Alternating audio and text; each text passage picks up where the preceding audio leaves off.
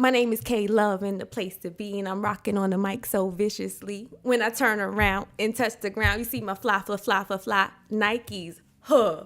And she's only 33, 34, 35, around there, somewhere. A little bit older than that. A little bit older than that. Ladies and gentlemen, welcome to the Take Over the World podcast. I'm here. She gave us her rap name. What was your rap name again? My name is K Love and the place to be. K Love and the place to be, but tell the people who you really are. I'm Kia Hicks-Freeman, now Freeman officially. Kia Freeman. Kia Freeman. Now, I always know her as Kia Hex, and the reason why I know her and wanted you to come on this podcast. First of all, thank you for coming on to the podcast. I've been trying to get you on for how long? I know For like a year or two. For like a year and a half, even when the podcast was just an idea. So to finally get you out, and you're in town, you're in Delaware right now. You came home. What brings you to town first and foremost? Well, actually, my sister, my father, my niece live here, so I just came up to visit. My niece was cheerleading in her first game today, so I came here to support. Listen, you've always been supportive, and you definitely always been supportive of me, even when we put anything online. And if people don't know, she actually was one of my brides. Yes. And she let me be the photographer for her wedding. And it's so funny, when she came into the apartment, I said, there goes your pictures on the wall. And I didn't just put it up because you came. And it's one of my favorite pictures. It's you sitting down and you got the balloon and you're just sitting. Well, what's that place called? Gibraltar? What's that place called? Gibraltar Park or something like that. Yeah, Gibraltar Park, the mansion place. Yeah. It's one of my favorite pictures. And it was so funny because I was telling somebody, your wedding was one of my favorites as far as just family, because it was you, your dad, your sister, little princess here, yes, who was in the studio, Greg, and I think, missing anybody? And Greg's family. And Greg's. Yeah, Greg's mom and stepdad, and then a couple of close family, friends. So it was a small wedding that took place after the fact. My mom passed away, so we ended up doing a much smaller wedding with just everybody who was necessary to be there instead of a large group of people. So yeah, it was very intimate. Very intimate. And I always have, and we'll get back to the other part with your mom passing, but I love that wedding because it was very small and it was very intimate. You can just feel the love between you and Greg. And if people don't know, they also went to Delaware State University. Yes. They are Hornet Love. Yes. That's where you guys met at. Let's just go right there. Well, first of all, let you people know, even though you were a bride of mine, Kia, I have always been a fan of yours and what you're doing with the film industry. And if you don't know, Kia you just released a film not too long ago, right? Right. Secrets. Yeah. So first of all, thank you. And just going back before I go into everything I'm doing, number one, you were amazing to work with during the wedding. So anybody, listen, it paid off. I'll take it too. Look, we got to take it niece. She's the camera woman today.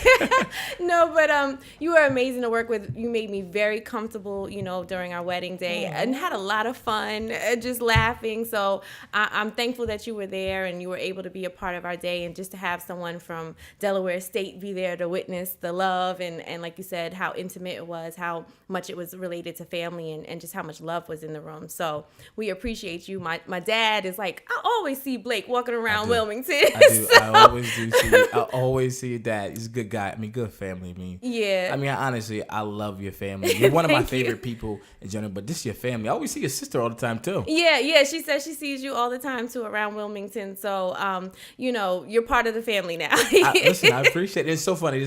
We're not lying.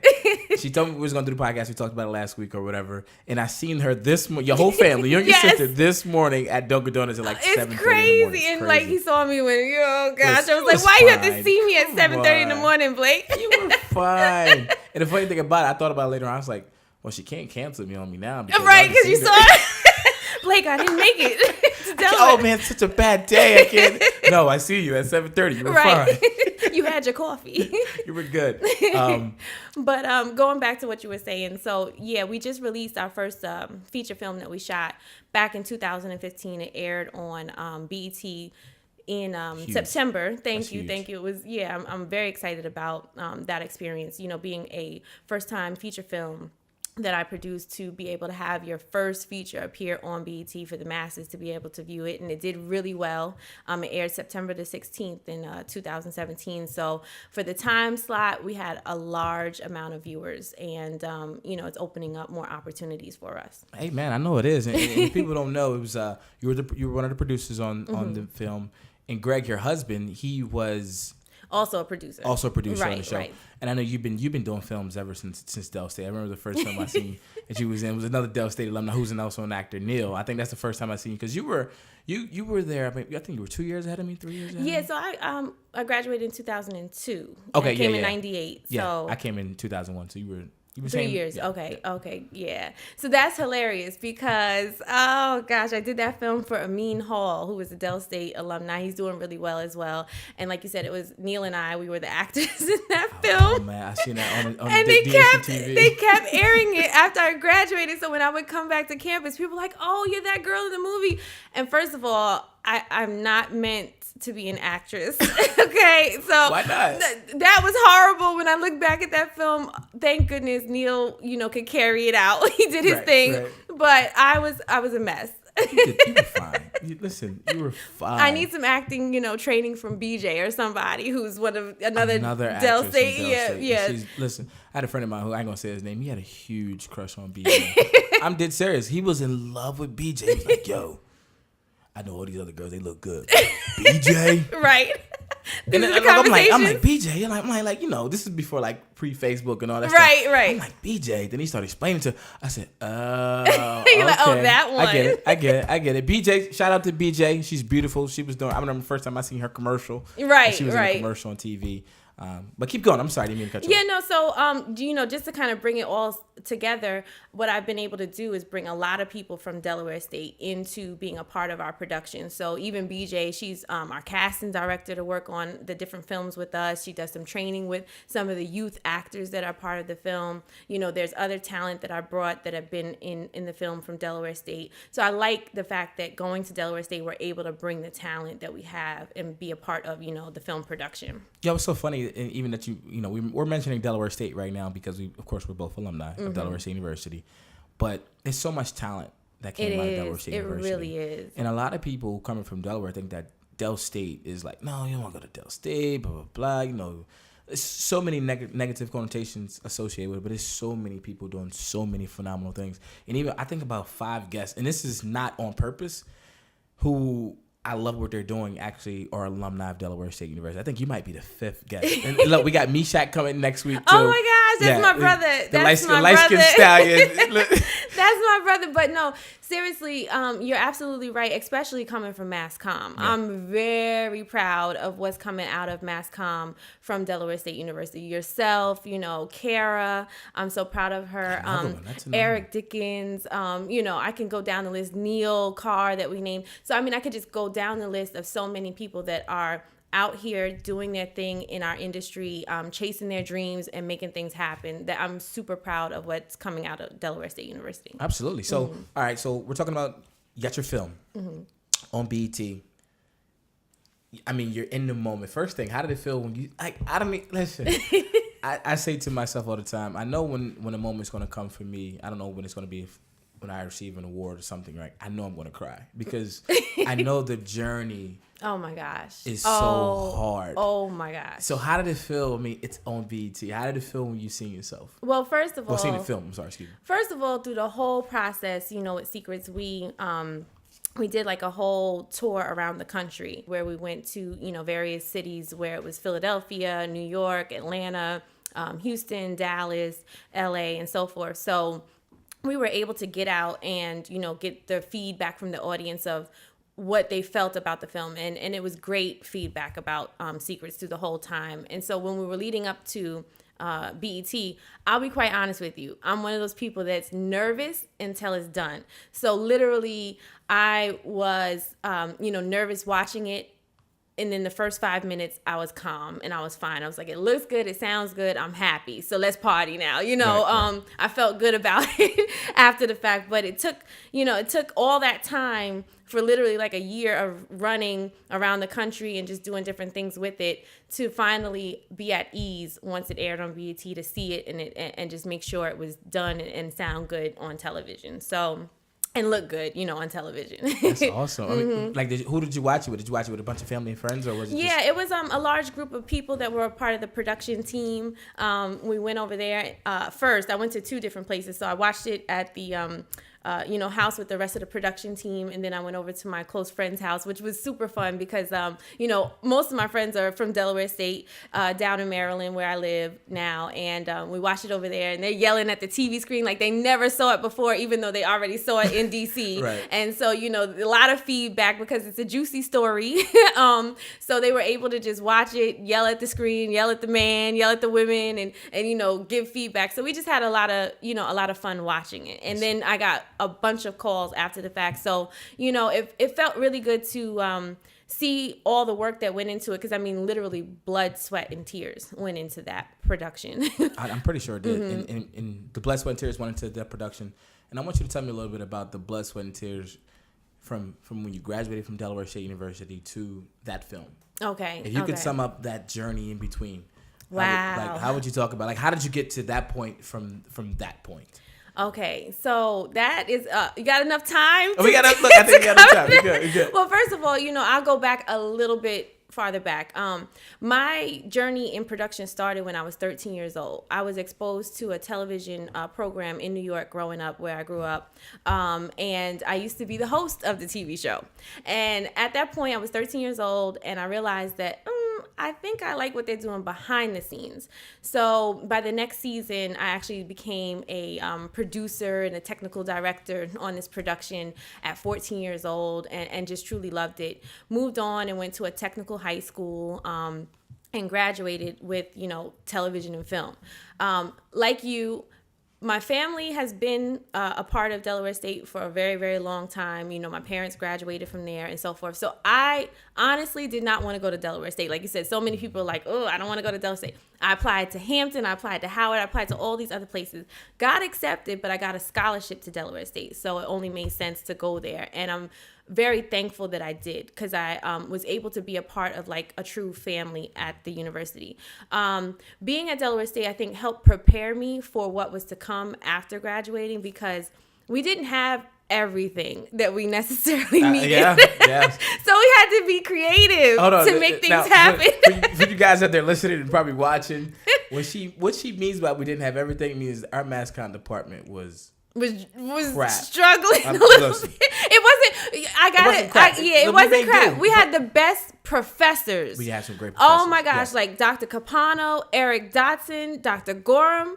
Loved them. Yeah, Mr. Wickham took me to Cuba. Like, you can't even top that, okay? Yeah. So we had the best professors, but when it came to equipment, facilities, and the facility, it was in the projects. We were struggling a little bit. They tried to make it happen, when I was there with the Avid and all that kind of stuff. So I got to spend like 24 hours and long nights in the editing studio. I think our editing suite was good, but the camera equipment sometimes would be a little up and down. So we had to be creative, and that prepares you for, what was to come next after I graduated. So after I graduated, I went on to, move back up to New York, went on to work for, different music video productions and so forth, and commercial productions, worked at BET.com, worked at Def Jam and all that kind of stuff. And then eventually moved on to Washington, D.C. And when I moved to D.C., I was working in, like industrial productions where it was government type of videos and so forth. And that's when I decided, after doing that for about 2 years, that I was ready to move on. And the reason why I really made that decision is I realized I was giving someone else like 80 hours a week. And I'm like, wait a minute, I could do this totally on my own, and figure out a way to make money and do this on my own. So I jumped out there straight up, 26 years old, 2006 was the year that I jumped out there. So I've been doing production ever since on my own full time. Not an easy ride. Let's be straight honest. Being an entrepreneur, doing a business is not as easy and glamorous as it sounds. There's been lots of waves, lots of ups and downs, lots of nights where you really question, why am I doing this? I could go being in DC, I can go and get a government job and get paid like 5 times, the amount that I might have been bringing in at the time. But at the heart of it, the reality is it's my passion. It's what I love to do. Like, I would do it when people say I would really do it if I didn't make any money from it. But of course, we have to survive in this world. We have to eat. We have to, have a home and all that kind of stuff. So you have to figure out how to make money while doing it. But at the same time, it's something that I absolutely love. And I've dedicated really like my whole life to it. And anybody that knows me, whether they're friends or family, they know what my life is about. They know how in depth I am with the production process and how much I look to learn and grow and what to do. So, it's just been a very long, hard journey. I'm pretty sure. But it's also been very rewarding. And I would say, with Secrets, that the start of the film side of everything in the last 3 or 4 years of developing films, it's been rewarding because now people are able to see from the masses of what is happening and what I've been doing and to kind of connect the dots. But through this whole process, I've been able to do some exciting, interesting stories and documentary type of productions for nonprofit organizations where I've gone into juvenile detention centers and literally cried with the young men that I was interviewing because hearing their stories of, what they grew up in, it was just a lot of amazing productions and projects. So every day has been different for me, which is why I love it. I love the chase. I love the challenge. Sorry, you coughing on? No, I'm sorry. This is all emotional for me and you. Sorry, no, listen, you got me choked up over here. No, I love the chase and I love the challenge and I love the fact that every day is different and I'm able to meet so many different people, on this journey. Gotcha. Listen, I know the journey has been tough. Tell me, like you said, getting choked up. I'm a purposely try to get you choked up. Right Okay. Because I'm being honest, even for myself, like I'm on a journey, and have my own personal struggles, right? And it's been times where I'm like, I never questioned if this was for me. I never questioned that. I always felt like that was with the heart. That's my compass. That's what God put for me to do. But sometimes I have failed, tripped, stumbled, whatever you want to call it. And most of the time it's coming from my own doing. Tell me what has been the hardest for you on this journey. I would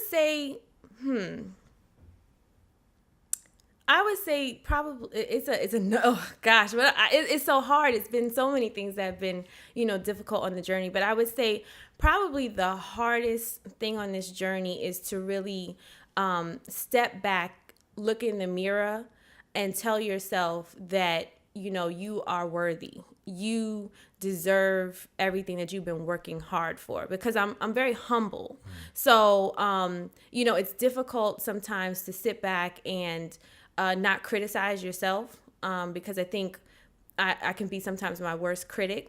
But over the years, I've grown.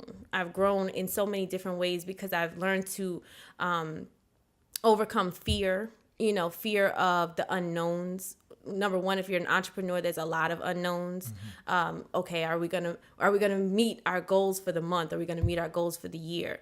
When you're doing production, it's a lot of unknowns. You're dealing with technology, you're dealing with people, you're dealing with time, weather, all these different things that you're just not sure that you can necessarily have full control over. So, you have to overcome a lot of fears on a regular basis and overcome the fear of, accepting that you've put your all into something and that you deserve what you've worked hard for. And it's okay to say that.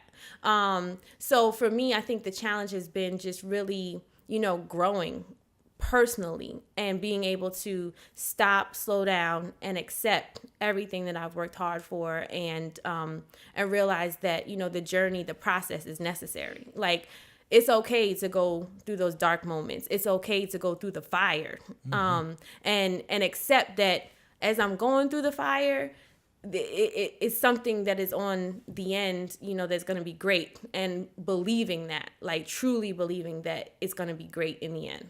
Like you said, I mean, it's been a journey. So was it a lot of doubt? When did doubt creep in? Okay. So. And was it self-doubt or was it like Like, was it doubt from friends, family members? Did you get that? Well, I'm gonna be honest with you. I want you to lie. Hold on, sidebar. When people say honest with you, to be honest with you, I'm like, well, so was you lying? I know the whole time. What does that mean? I'm asking you. Okay, rewind. Start again. Okay. So that no, actually, I'm. Let's start again. You made me laugh. Go ahead. Ask your question. To be honest. All right, man. Okay. All right, ask your question again so we can catch it in rhythm. All right. To be honest. Can't stand you, Blake. All right, Go. Okay, for real. All right, for real this time for the people. It's for the culture. This is going to be, I'm not editing this You out. are editing this. Yeah, listen. Listen. I'm calling my agent. You are not the producer of this show. I am the producer of my life. That is true. But sometimes. Cut it. Listen. But there also is an executive producer of your life. All right, God, G.O.D. Yes, he's the executive producer, okay? All right? You are the producer, all right? Even the director, okay? All right? But you got other people, okay?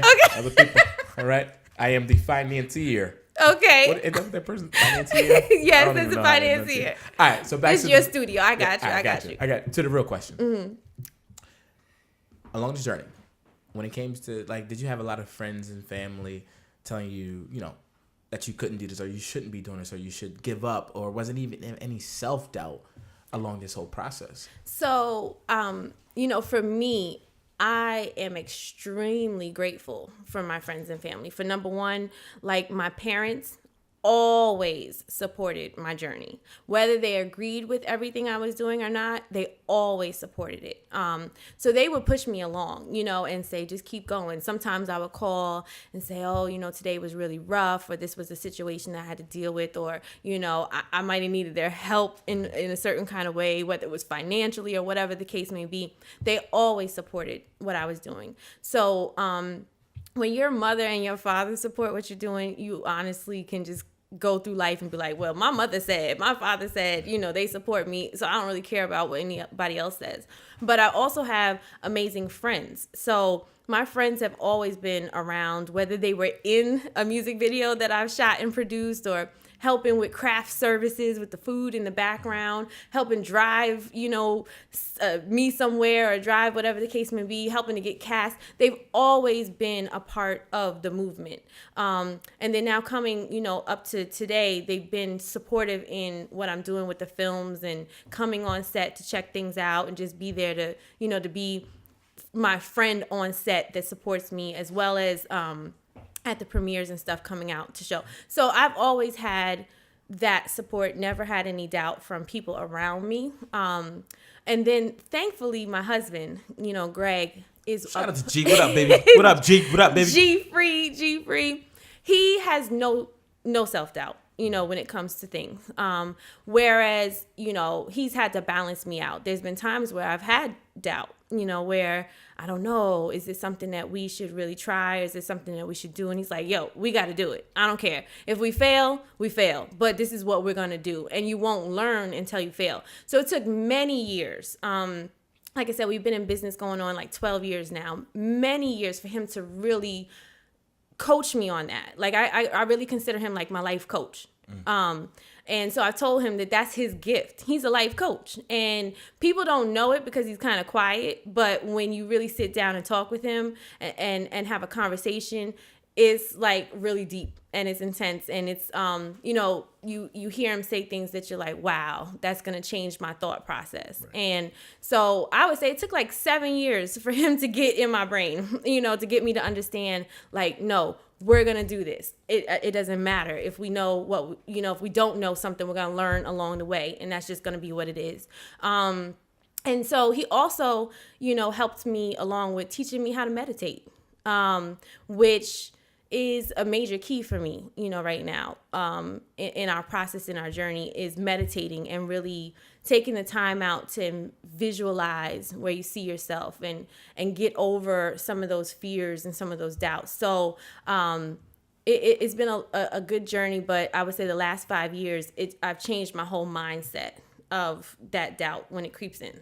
So you're saying, would you consider yourself like kind of fearless now, or would you, like sometimes it's a? Oh no, I'm not quite fearless. Right, okay. I'm not quite fearless, but I'm working towards working towards being fearless. But I will say, the things that I used to be concerned with before, I'm not as concerned with now. And because I also realized that at the end of the day, there's so many people out here that are chasing their dreams, they're reaching their goals, and they don't have all their stuff together either. Oh yeah. And there's people that are learning along the way too, and that's what it's about. You might not be perfect, but one of the things that I've had to learn is to change the perception of perfection. And that was really my problem. The doubt came in because of trying to be perfect. And the reality is you don't have to be perfect. You need to produce quality. You need to be good at what you're doing. There's people that I watch on shows and things that I watch on TV that help me grow. You need to understand, the people, the process, the product, and so forth. But it doesn't mean that you have to be perfect at all of those areas all at one time. You just need to develop and grow and realize, okay, who can I pull in that's going to help me with my process? Who can I pull in that's going to help me with my product? And who are the people that are going to be around me as a team that are going to help me develop? So it's really identifying, how you're going to get something done. And that's key in film production, period. You can't produce a film by yourself. You need a full team to get the job done. And you have to have, the right people around you that can help get the project done and get it to a certain level of quality. And I love that you mentioned Greg and how he's been like that life coach, right? And it brings me to my next point. And you see it on Instagram, you see it on social media, you see a lot of things. Even on TV and all that stuff, right? A lot of, Shonda Rhimes. The list goes on, right? You see a lot of women like doing their thing right now. You know what I mean? Woman empowerment. How do you feel about that movement right there? Where a lot of not only women, but a lot of black women who are making moves, making some noise out here. Issa. You can keep going. But people out here, women. Excuse me. I love it. Women. I absolutely love it. I think that we've always had the talent. As a people, as a group of people, and then especially women, I've always had the talent. For some reason, the gatekeepers in Hollywood are white older males that definitely didn't let us in a long time ago, but they realized that the power in the numbers right now and the power in the viewership and who are producing these interesting stories are women. And like you said, African-American women are being very successful at producing, stories right now and creating content. Mm-hmm. So I think it's great. I think it's a great time for us to continue to push the bar and tell our stories and change like the narrative and change the world of how everybody sees us, because we're a diverse group of people. We don't have just one specific story that's always related to growing up in the hood or whatever the case may be. That we're a large, we're a group of people that have a lot to say.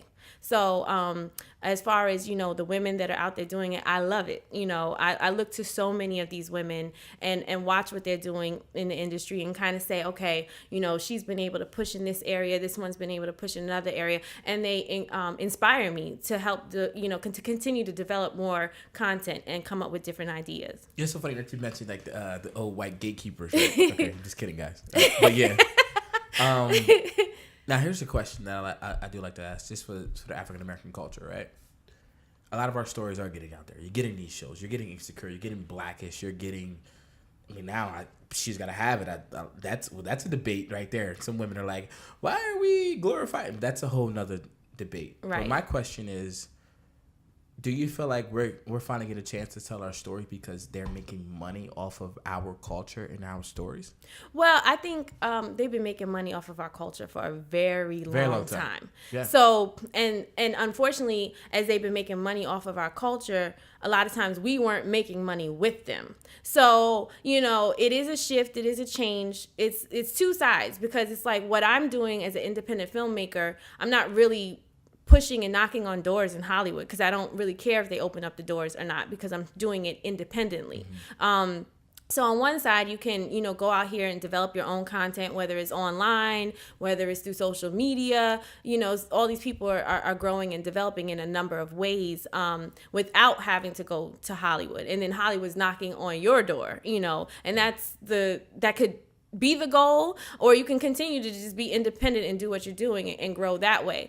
On the other side, if we're going to have our culture and, they're going to make money off of our culture, we might as well make money with them. And so at the end of the day, I think it's just a great opportunity for our stories to be told. Now, again, as an independent, producer or filmmaker, it doesn't mean that that's your whole goal is to make money. A number of people that are out here, independent filmmakers, are doing it because they want to tell the story, and if the money comes, it will eventually come over time. But they want to tell the story, and they want to get out here and just change the narrative and change the images that are being seen, in the industry, period. Absolutely. Sidebar, really quick. Shout out to my homeboy, Kari Darlington. Yes. I don't know if you know Kari. Kari is working on a project. And I know we can't say, they ain't gonna say nothing about the project card, but I hopefully that project goes through, because when we talked about it a couple years ago, when he talked about what he wanted to do, I was like, yo, that's dope. It's a dope idea. So hopefully he does get that out, because that deals with our culture as well. Yeah. Just the Black culture. That's a whole big story. Shout out to Kari out there in LA. Yes, Kari is my boy. We were like, in Del State together, Another Del State alumni. Yeah, exactly. I called him. I said, you fake Morris Chestnut / He's always trying to talk all suit. Hey, what's up, cat? I'm like, yo, come on, Kari, it's me, man. It's me, chill. Like, I've been knowing you for a long time. Hey, good morning. How's everything going out there? Right. Yo, Kari, come on, man. Stop telling. Yo, calm that down. When you're smooth, you can't fake it, though. Can't He's even just fake smooth. it, man. He's Shout just out to smooth. Kari. He gonna call me after that. Yo, you crazy, Blake. And he gonna be mad at me. He's smooth. He gonna be mad at me. Yo, I was a little bit upset with you said. But, I understand. You You are crazy. Oh, man. Listen, we're going to take a quick break, quick commercial break. And we're going to come back and we're going to talk a little bit. We're going to get a little personal. Okay. All right? All right. We're going to take a commercial break. I don't know who we're sponsored by now. Aquafina. Okay. Sponsored by Aquafina. Listen, we just bought some water. Let me see. Who else we're sponsored by? Ebony Magazine.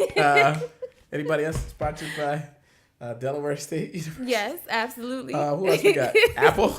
Okay. And Beats. Yep, and Beats and Audio Technica. All right, we'll be right back. Man, listen, we're back from commercial break. And I said, before we went to commercial break, we said we wanted to kind of just dive into some personal things. Because one thing with the podcast, like Taking Over the World podcast is for people who are taking over their world and how they got there, but just the journey and just the failures along the way.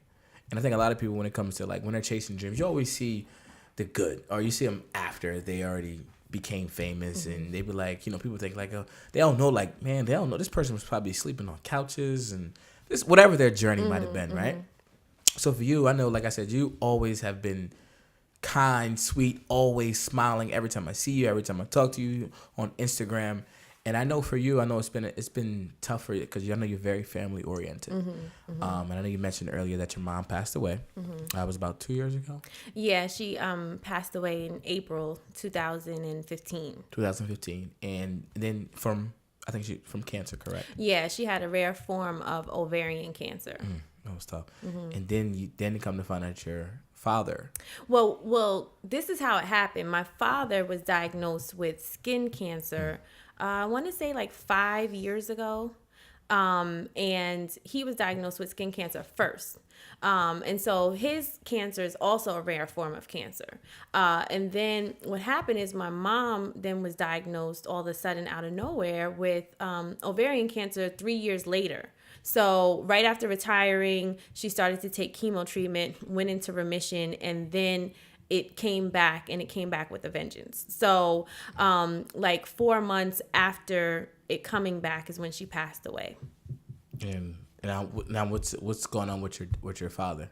Well, the blessing is that with my father's cancer, it's not necessarily as aggressive as the cancer that my mother had. And so he's been able to go through different chemo treatments. And literally yesterday, was his last chemo treatment. What? Yes. So That's they are good. considering that he's in remission right now. They awesome. actually did a study on him at the University of Pennsylvania because he responded so well to his treatment. Like, just the type of cancer that he has, it's like 1 in a million. Literally, it's not many places that are even familiar with how to treat the type of skin cancer that he has. So they did a study on him, and he's in like a medical journal and everything. So Wow. we're very thankful for his response. Wow. Now, oh my gosh, I don't know how I would be able to thank just both parents being diagnosed with some form of cancer. Like, where did that put you at mentally? So, how hard was it? That's gotta be hard.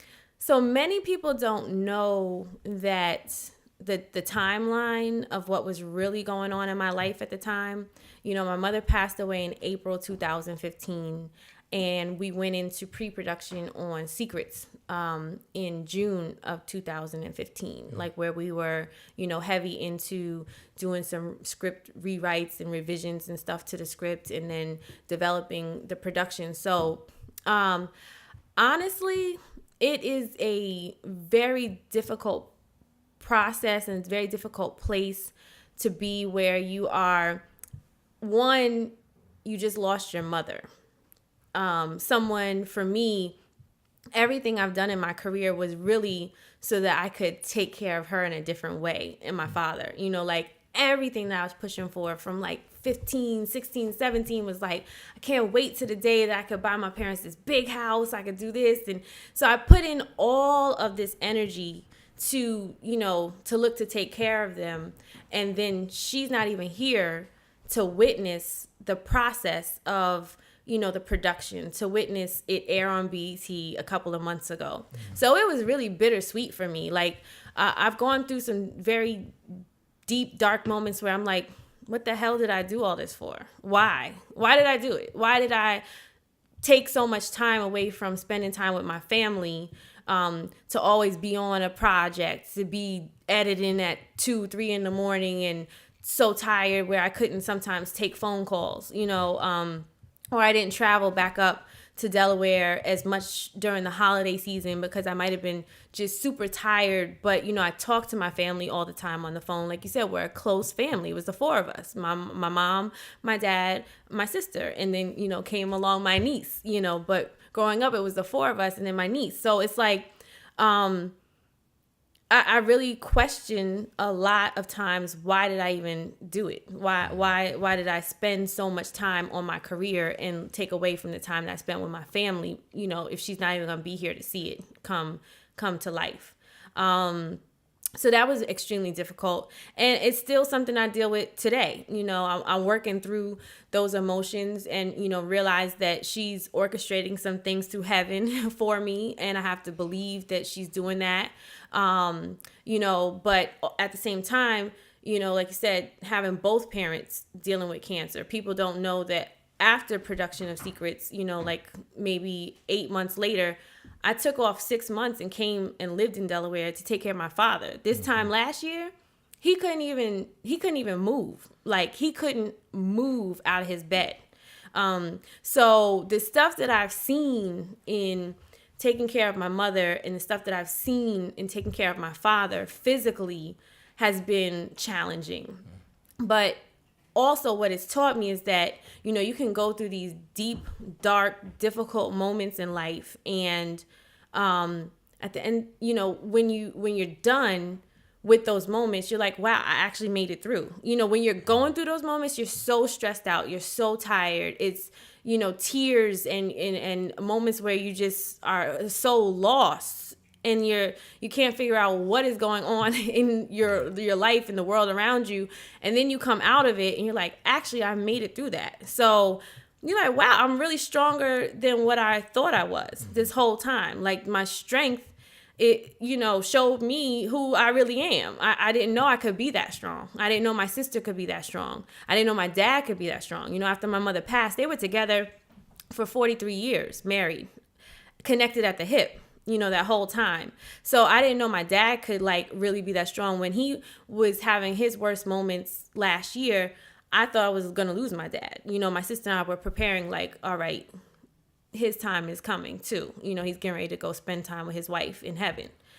So we were mentally preparing for that, but he's here today. So I really do believe in, the power of love and the power of prayer and family surrounding each other and coming together to work through any difficult moment that your family is going through. And so I remember like you just talking about like, and I'm being honest. You always go to the next one. I'll be honest. Okay. I remember when we had the conversation about your mother. I'm expecting that your mother was going to pass soon, and like you said, you had yourself mentally prepared. And I remember we talked again later on, some time after that, and you told me about your father. And I remember saying to myself, I'm like, why? Like, I'm not questioning God. That is not me. I was just like, she is one of the sweetest, nicest person that I've ever met. Like, that is tough for anyone to lose your mother.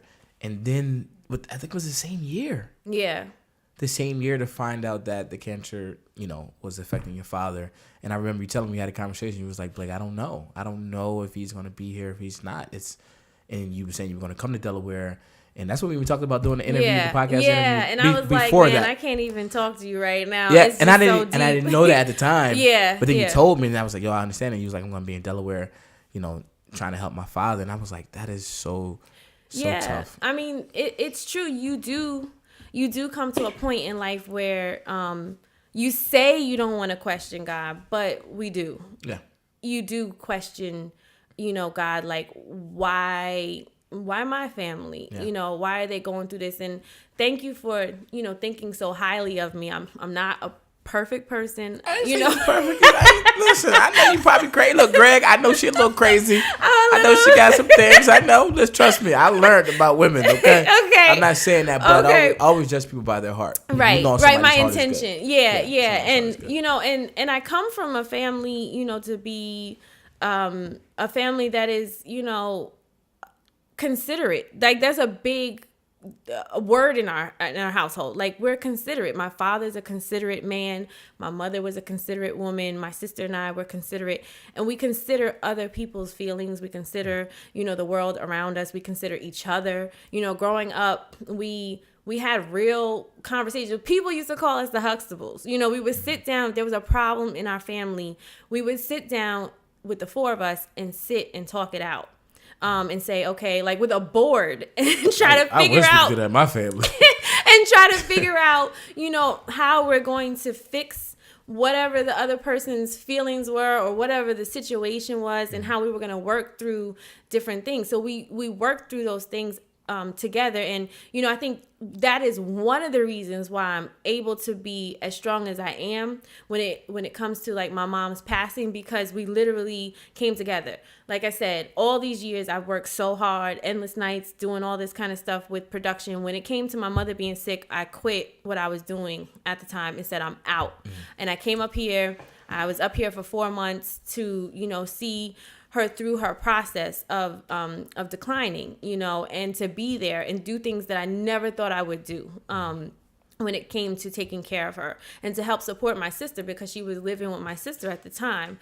And so, to be there and to know that I gave her my all, and then we had conversations that I kind of yearned for, conversations that we never had, where she was telling me things that I needed to know as I was becoming a wife. This is what you need to know and understand. And some things I was like, whoa, Mom, don't tell me that. I don't know if I want to know that. But, she really was she telling you some? She's giving me some tricks. Oh, suck it. Quack, quack. Cover your ears, niece over there. But she was preparing me, of what. That's a true story, though. Yeah, of what it takes to be, Nah, it's okay. Listen, I understand that women actually have that conversation with their moms, and it's so funny. Like, another friend of mine, she was like, "Yeah, my grandma taught me this is blah blah blah." Yeah. She was like, "Honey, you want to keep your husband? What you gotta do?" And I was like, "Yeah." And but for me, this was my mom, in the hospital telling me that stuff. So but even besides that, she actually took me through, moments of her life where, in my household, we thought our parents were perfect, and she took me through moments of where she would have done things different and said, well, here's what you can do different. You know, this is what I would have done different. And I got to really understand her in a different life moments. And I actually recorded her. You know, I recorded her voice. I recorded her laughter. And for anybody, if your parents are healthy right now, I don't care. Take the time with your iPhone, with your Samsung, go and just record a few conversations with your parents, your grandparents. Get them to laugh. Don't even let them know you're recording. Because these are the things, and email it to yourself so that you have it in the future. But these are the things that, you know, I'm able to cope and deal with, you know, my feelings. I'm able to play my mom's laughter and just sit all night and just play the same 45 seconds over and over again, just hearing her laugh. And it gets me through those moments where I really miss her, you know. But the conversations that we had up until, you know, she could no longer speak were just life-changing for me. You know, again, it was things that she said she would have done different growing up, or things that she wants to see for our family after she passes. We have real conversation as a family of what to do. You know, she literally was a part of making the decision of how she wanted to pass. Like, Mom, what song do you want to play? You know, that's a hard conversation to have. And she was so strong. She like had no fear anymore. And my mother was more growing up like a worrywart. Just who she was. She would, what if this goes wrong, or what if that goes wrong? She was a worrywart. And so to see her, you know, at her worst, and she had no fear about, no question about what if. She knew that it was her time to go. So she had the conversations with us. She prepared us for what to expect after she passes. She prepared us for, you know, I want this person to sing at my memorial. You know, I want this song, play this song, you know, and said it without any tears coming out, without any fear in her eyes. And she was able to, you know, guide us along. And so because she let go of the fear, it really helped me be strong. I was able to see her in a different light. It helped me become strong. You're getting sad a little bit. And I know your niece said she was getting sad over there. And listen, you're one that I know I don't only have you for too much longer, and I know you got to go really, really soon. And I'm asking you a few questions. One thing we do at the podcast, first of all, appreciate you coming telling me your story. Thank you. And I'm asking you 3 things. Oh boy. Oh gosh. What are these 3 things gonna be, Blake? And you gotta just go off the cuff. Oh gosh. It's not nothing crazy. It's not anything Okay. I promise you, it's not anything crazy. All right. First thing. Now, tell me what has been your greatest mistake. You know, I don't like to use the word. Tell me what your biggest one thing that you resent. I don't like to say that. So I would say, what was your greatest mistake? Okay. And so personally or career? Both. I mean, it can be anything. Okay. So I would say personally, something resent or mistake is that I didn't really balance as much time as I needed to with family and my career. For career, I would definitely say not being friendly and smiling is a gift and a curse at the same time. In some cases, not speaking up to where I'm letting people really know how I feel. And as I'm growing, I'm starting to do that. Absolutely. Good stuff. Okay, next question. What is your biggest fear? Let me see. My biggest fear is probably getting to a breaking point before I see everything come together. Like getting to a point where I'm like, I'm out, I'm done, I'm tired. And then I just missed it, you know? So that's one of the reasons why I keep going, because I'm like, all right, I've come this far. I know there's the light at the end of the tunnel. So my biggest fear is coming to a breaking point and stopping before I complete that tunnel. Amen. All right. Last question. What does taking over your world mean to you? Or what does that look like? taking over my world. So, it's a number of things, like definitely with family is continuing to balance that out. So I've been doing a lot better at that, spending more time with my family, spending a lot more time with my friends.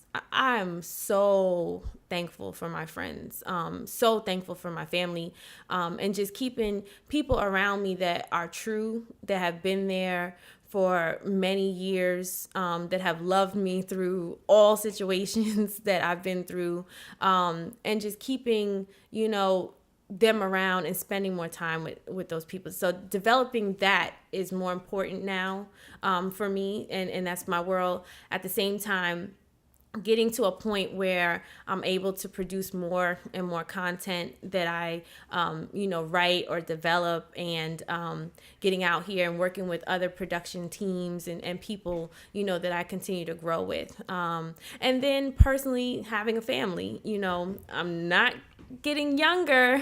So I would love to have a child, here in the near future.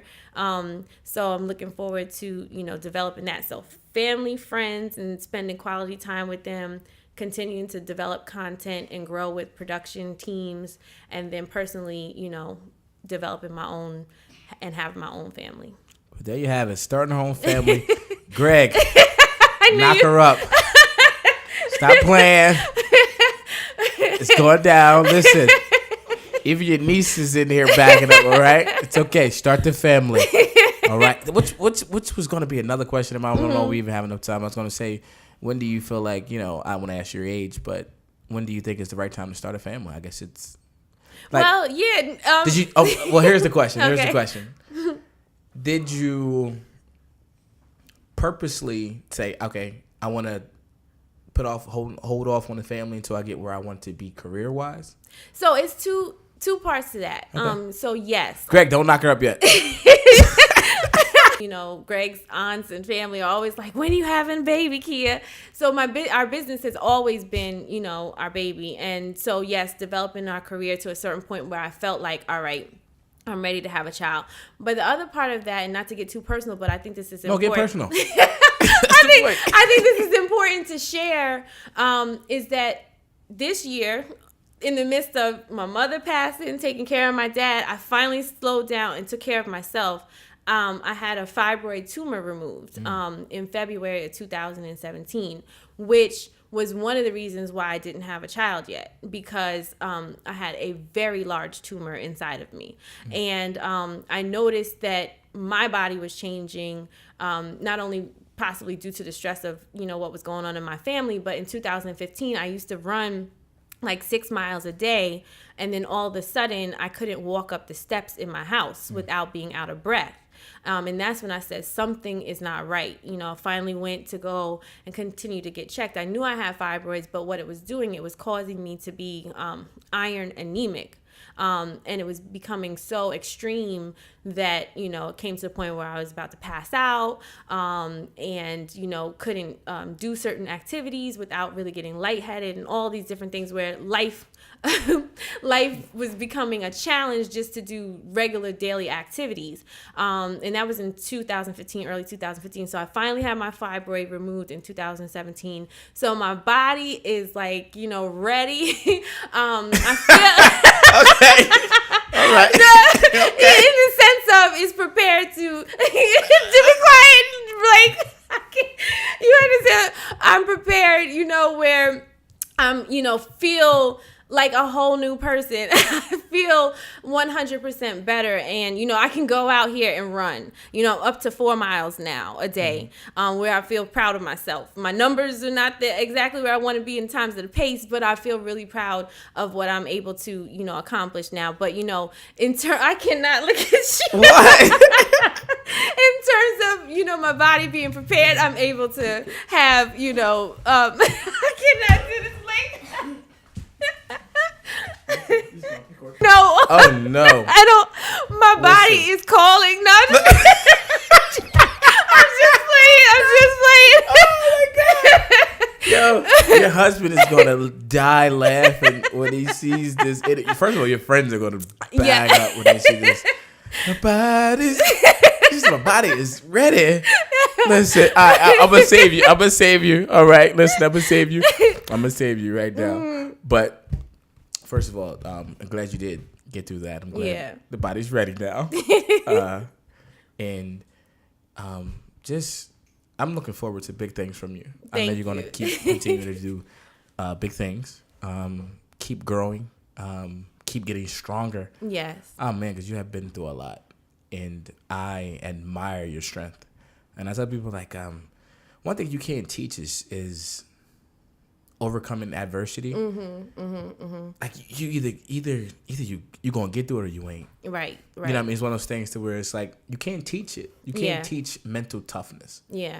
You know what I mean? Like you can put a lot of things in front of people, but it's up for them to go ahead and develop that mental toughness. If I can give 3 just keys to that. Go ahead.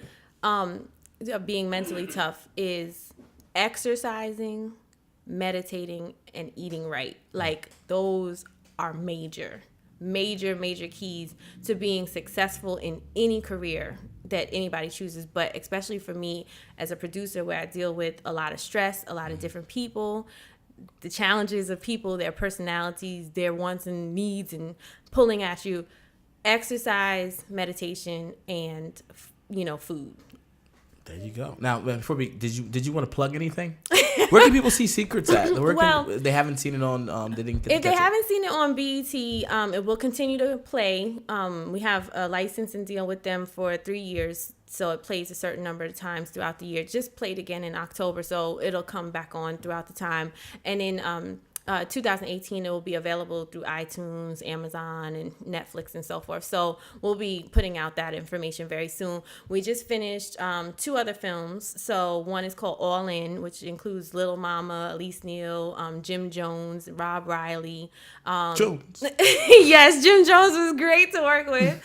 So that was a fun project. That'll be coming out in 2018. So we'll be announcing that through social media. And then finished a 3rd film called Sinners Wanted with the Jenkins brothers, and they're amazing directors. Loved working with them and that whole team. We had Lamont Rucker and Clifton Powell. Love Clifton Powell and Lamont Rucker, but Clifton Powell became it's Pinkett, brother. Yes, Pinkett, brother. So much energy. That was a fun project to work on. That'll be out in 2018, and then 2018 we just have a lot of different productions and things that we're working on. So we also finished a project called Sinners Wanted, which is a faith-based film. We did with the Jenkins brothers, Jimmy and Josh Jenkins. They were directing the film. Great team to work with. Love them. I'm super excited about that project. Lamont Rucker was in it, Tracy Braxton, and Clifton Powell. And Clifton Powell is hilarious. Non-stop. It's Pinkett. Yes, non-stop. But not only that, he is extremely talented. So I have like a whole new respect for what he does. And so that will be coming out in 2018. And then we have some other productions that we're developing right now, getting ready for. Just excited for what's to come. All right, you found out where you can find her at. Her body's calling, only for one. No, don't say I'm kidding. Look, y'all found out where y'all can find her at. Listen, continue to do big things. Looking forward to the future. Very, very proud to be for you. Very proud of you, Blake. Listen, man, thank you so much. Listen, I didn't get a chance to look. You see this right here? Yes. Dell State shirt. What? Represent DSU. My man Teron Thorough Threads makes these shirts. So if you want to get a shirt, the sweatshirt, Thorough Threads on I thought Instagram. you were about to give that to me, Blake. No, you folded it up for yourself. But I do have something for you. I do have something for you. I have your own Taking Over the World t-shirt that I want to represent you with. Because you're taking over your world. Make sure you wear that on your sets, all right? So, okay, I definitely will. Thank you. Thank you so much, Blake. This was so much fun. Listen, we appreciate you coming on through the pod. Greg, go ahead. Knock her up. See you next time on Taking Over the World podcast. Bye.